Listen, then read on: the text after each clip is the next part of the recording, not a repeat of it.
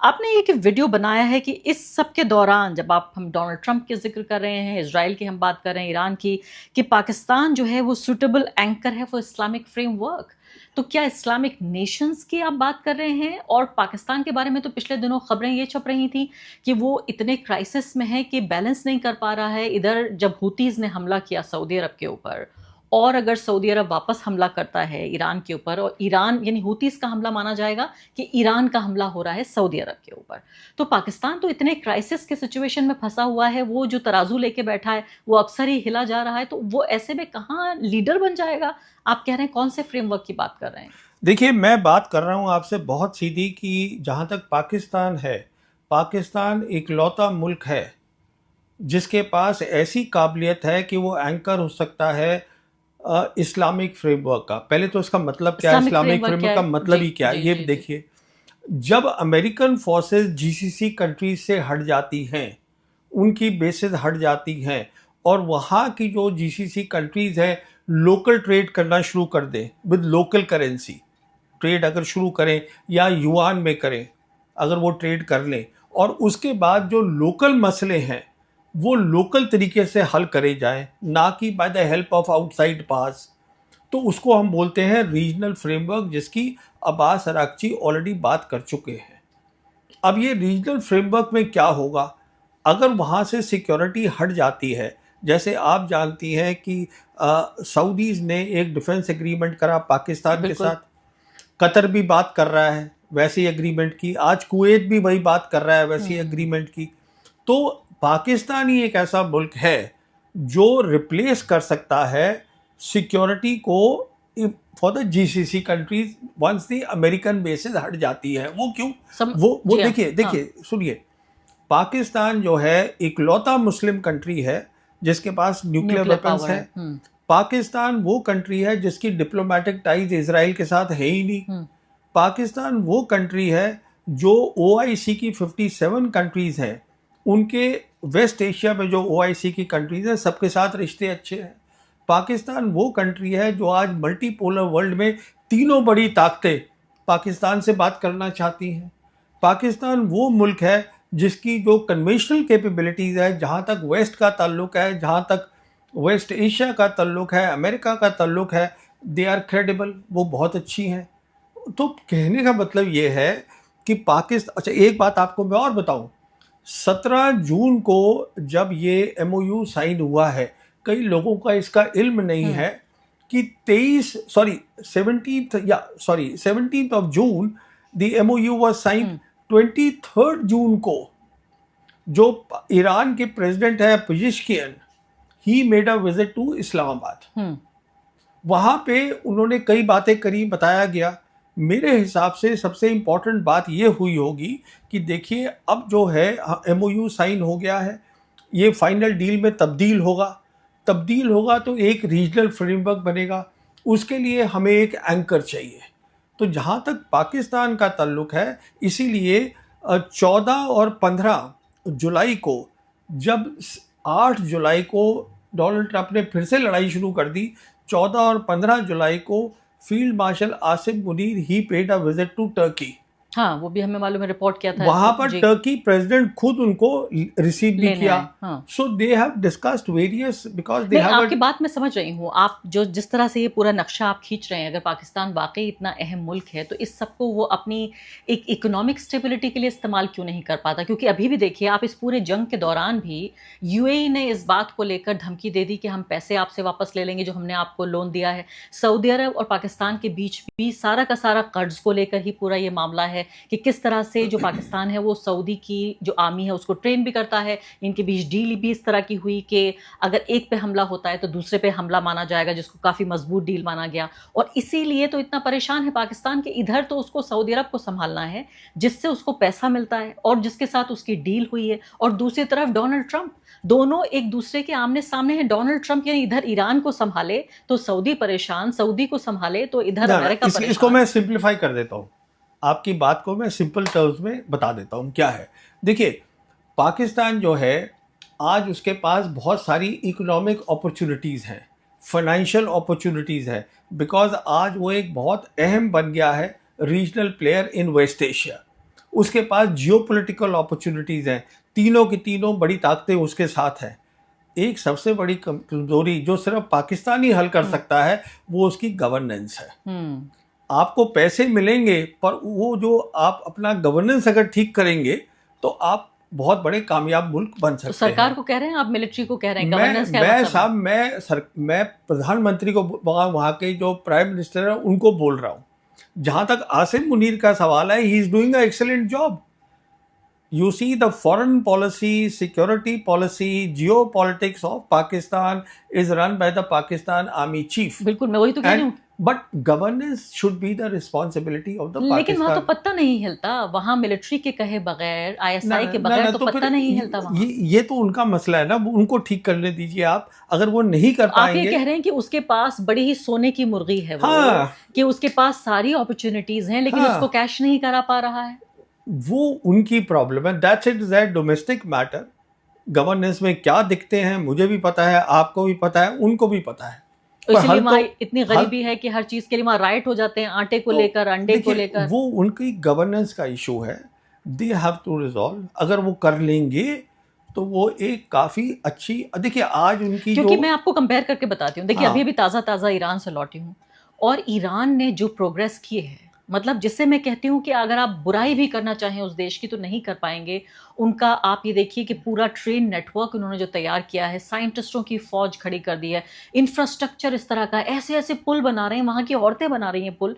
लेकिन यही अगर आप पाकिस्तान में देखें तो जो हमारे पास रेलवे है वो उनके पास भी थी, उन्होंने तो खत्म ही कर दिया। अंग्रेजों ने जो रेल बनाई उसको भी तबाह कर दिया। मैं वही आपसे कह रहा हूँ, अभी जैसे CPEC उनके पास आया था, आज वो बात कर रहे हैं CPEC 2 की बात हो रही है। तो अभी बहुत सारी रिपोर्ट्स आई हैं कि वो CPEC 1 था जिसमें इंफ्रास्ट्रक्चर बनना था, फॉर वेरियस रीजन वो कहीं पे कमी पेशी रह गई।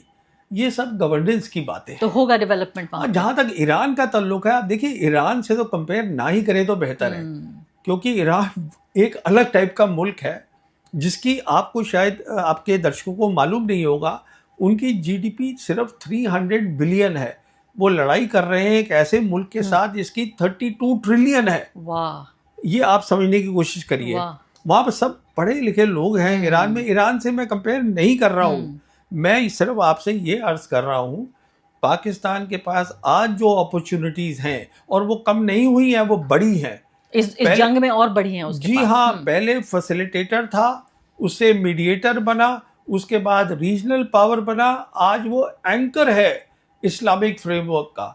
इतनी तरक्की कर गया है पाकिस्तान, जियो पॉलिटिक्स में, फॉरेन पॉलिसी में, सिक्योरिटी पॉलिसी में, all because of the GHQ। लेकिन उनके सिटीजन्स को कुछ नहीं मिल पा रहा है, तो दैट इज द गवर्नेंस की प्रॉब्लम है। तो उसके ऊपर GHQ का देखिए, GHQ का क्या रोल है गवर्नेंस में, I don't want to go into that. GHQ का मैं एक आपको बता दूं, फॉरेन पॉलिसी, सिक्योरिटी पॉलिसी में they have done an excellent job and they have a very good understanding of how the world is changing. अभी एक और खबर छपी है ANI में, इससे पहले कि मैं आगे बढ़ूं और इंडस वाटर ट्रीटी पे मैं बातचीत करूं, ANI ने खबर छापी है और अहम खबर है ये, क्योंकि पाकिस्तान को यही माना जा रहा है कि हर जगह तराजू बन के घूम रहा है कि इधर भी इसको संभालना है, उधर भी उसको संभालना है, कि सऊदी अरब ईरान के बीच इन्होंने एक डील कराई और ये बताया जा रहा है कई महीने पुरानी बात है ये। अभी इसको ये लीक हुई है खबर, जिसमें बाकायदा वहाँ के दोनों देशों के डिप्लोमेट्स ने इस बात को कन्फर्म किया है कि पाकिस्तान के आर्मी चीफ आसिम मुनीर ने एक प्राइवेट ऑयल डील को ईरान में, जो डिप्लोमेट्स के बीच डील थी,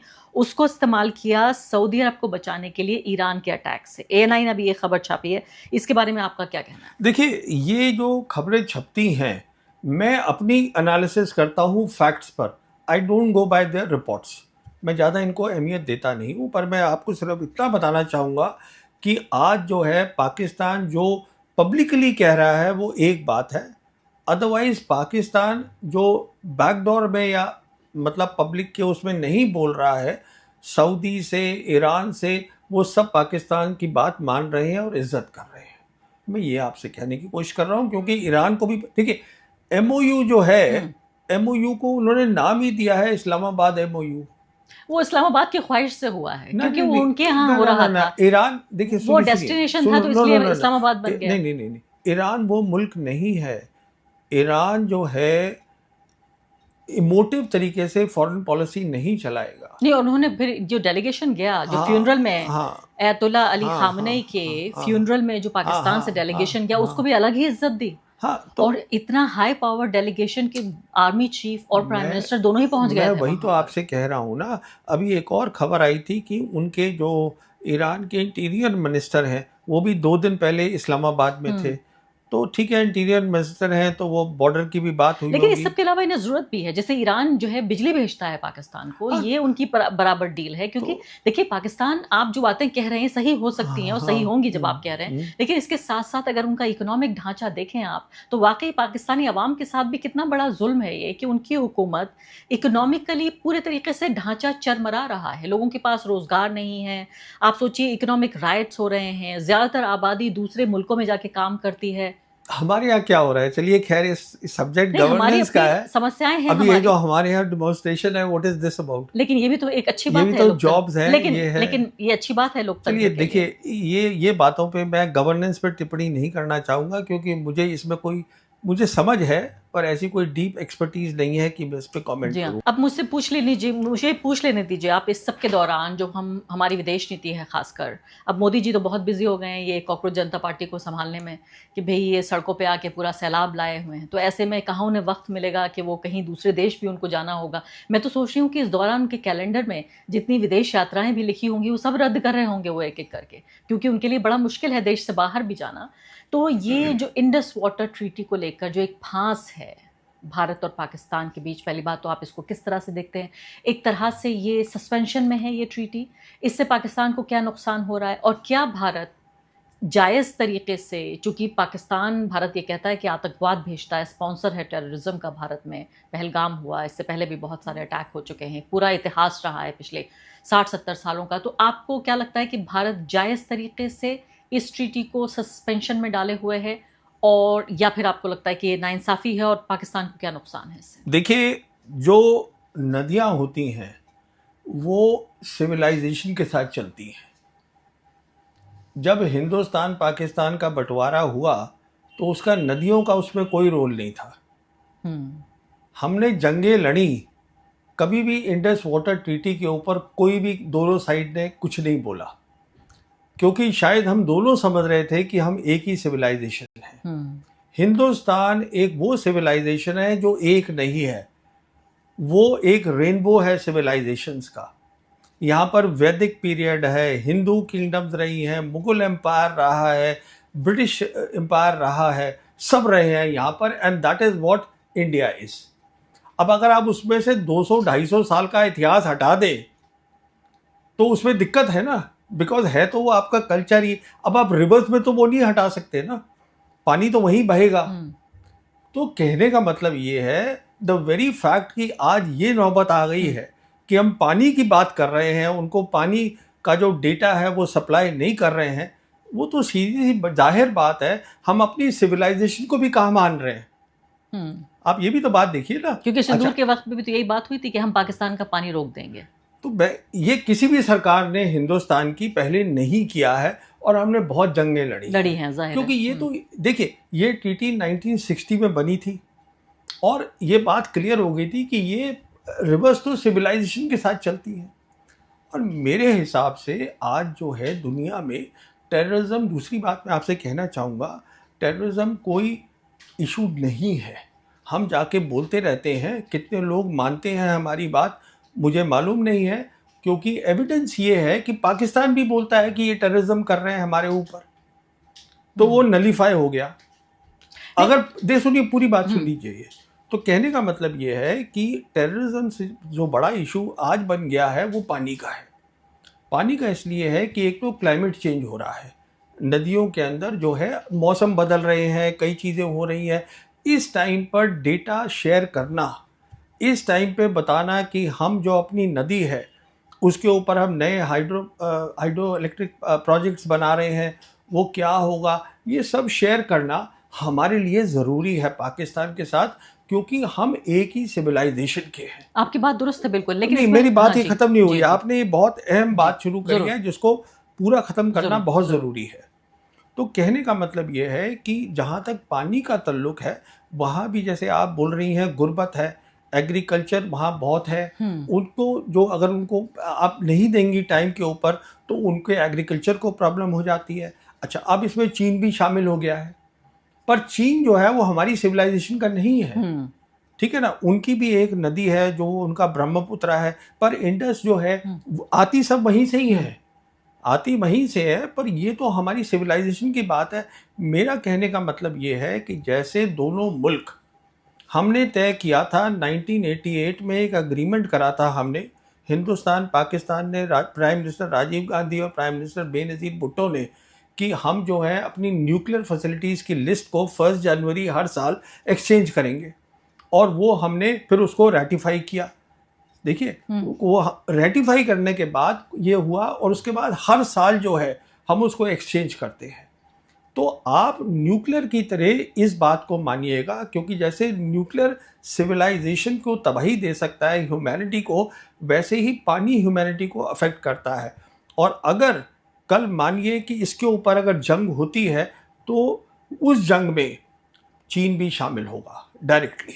ये आप इस बात को यानी समझिएगा। आप ये कह रहे हैं कि पानी के ऊपर बाकायदा युद्ध हो सकता है, जंग हो सकती जी है, हाँ, मैं और हिंदुस्तान और पाकिस्तान के बीच, और अगर जंग होती है तो उसमें चीन भी उसका पार्ट बन जाएगा। जब टेररिज्म पे जंग हुई थी, ऑपरेशन सिंदूर हुआ था, उस समय चीन डायरेक्टली शामिल नहीं हुआ था, मदद कर रहा था। हाँ, बिल्कुल। मैं आपसे ये कह रहा हूं, और ये एक इशू है जो मुझे रात को बहुत चिंता कर, I get worried, because I know that water wars can turn into a hot war, और उस वॉर के अंदर China will get directly involve, क्योंकि वजूद का सवाल है, पानी तो वजूद है। अरे साहब, पानी की बात है।